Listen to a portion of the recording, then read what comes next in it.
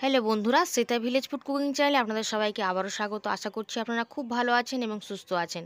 তো প্রত্যেক দিনের মতো আজকেও আমি একটা রেসিপি নিয়ে হাজির হয়ে গেছি। খুবই দারুণ একটা রেসিপি, সেটা হলো সিম পাতুরি। বানানো তো খুবই সহজ, আর গরম ভাতের সঙ্গে বন্ধুরা খেতে কিন্তু দারুণ লাগে। তো রেসিপিটা শেষ পর্যন্ত দেখার জন্য আপনাদের সবার কাছে অনুরোধ রইল। তো প্রথমে আমি বেশ কয়েকটা সিমকে খুব ভালো করে কেটে নিয়েছি, নিয়ে এগুলোকে একটু ধুয়ে নিচ্ছি। খুব ভালো করে ধুয়ে নিচ্ছি। আর এই সময় তো সিম সব বাজারেই কিন্তু পাওয়া যাচ্ছে।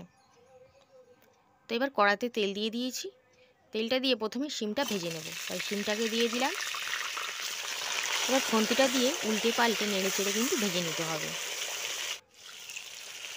দেখুন অনেকটাই ভাজা ভাজা হয়ে গেছে। আপনারা এখানে নুন এবং অল্প হলুদ দিয়েও কিন্তু ভেজে নিতে পারেন, তো আমি এখানে নুন হলুদটা কিন্তু দিচ্ছি না।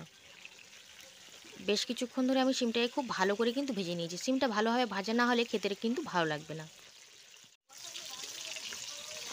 এবার এই ভাজা শিমগুলোকে আমি তেলটা ঝারিয়ে তুলে নেব একটা পাত্রে। ওই তেলের মধ্যেই আমি কিছুটা পাঁচফোড়ন দিয়ে দিচ্ছি। পাঁচফোড়নের বদলে কিন্তু আপনারা গোটা জিরে বা কালো জিরেও কিন্তু দিতে পারবেন। আর দিয়ে দিচ্ছি কয়েকটা চেরা কাঁচা লঙ্কা। লঙ্কাটাকে দিয়ে একটু ভাজা ভাজা করে নিলাম। আর এদিকে নিয়ে নিয়েছি লঙ্কার গুঁড়ো 1 চামচ, নুন স্বাদ মতন, হলুদ গুঁড়ো 1 চামচ, আর দিয়ে দিচ্ছি 1 চামচের একটু বেশি জিরের গুঁড়ো এবং ধনিয়া গুঁড়ো। আপনারা একটু জল দিয়েও মশলাটা কষিয়ে নিতে পারেন। তবে আমি মশলাটা খুব ভালো করে কষিয়ে নিচ্ছি। দেখুন মশলাটা খুব ভালো করে কষিয়ে নিয়েছি। আর এই সময় উনুনের জালটা একদম হালকাই আছে, তাহলে মশলাটা কিন্তু পুড়ে যাবে। আর আগে থেকে আমি বেশ কিছুটা সর্ষে খুব ভালো করে বেটে রেখেছিলাম, তো সেই সর্ষেটা জলে গুলে নিয়েছি। তো সেই সর্ষেটাই আমি এখন দিয়ে দিচ্ছি, দিয়ে একটু খুন্তিটা দিয়ে নাড়িয়ে চাড়িয়ে দেবো।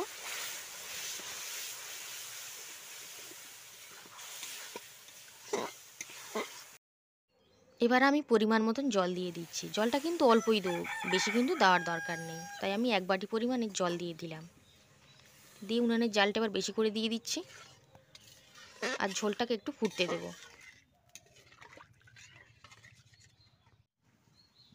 ঝোলটা দেখুন এখানে একটু ফুটতে শুরু করে দিয়েছে। এই সময় আগে থেকে ভেজে রাখা শিমগুলোকে আমি দিয়ে দিলাম। এই রান্নাটা করতে কিন্তু বেশি সময়ের প্রয়োজন পড়বে না, আর কিন্তু গরম ভাতের সঙ্গে অসাধারণ লাগবে খেতে বন্ধুরা। আপনারা যদি একবার বানিয়ে খেয়ে না থাকেন, অবশ্যই একবার করে বানিয়ে খেয়ে দেখতে পারেন।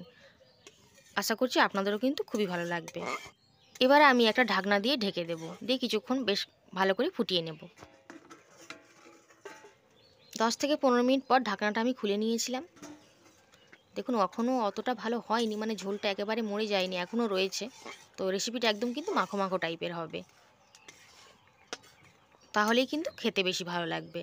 তো আমি খুন্তিটা দিয়ে একটু নাড়িয়ে চাড়িয়ে দিচ্ছি, দিয়ে আবার কিন্তু আমি ঢেকে দেব।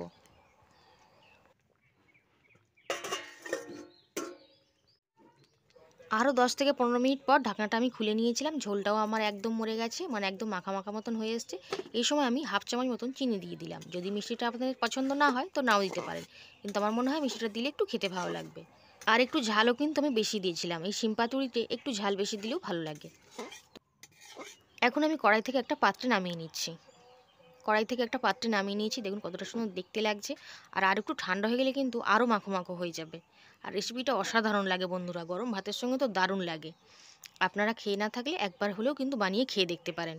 আশা করি আপনাদের ভীষণ ভালো লাগবে। আজকে সিম পাতুরি রেসিপিটা কেমন লেগেছে কমেন্টে অবশ্যই জানাবেন। আর যদি ভালো লেগে থাকে অবশ্যই চ্যানেলটা সাবস্ক্রাইব করে পাশে থাকবেন। আজ তাহলে এই পর্যন্ত, আবার হাজির হয়ে যাবো অন্য রেসিপিতে।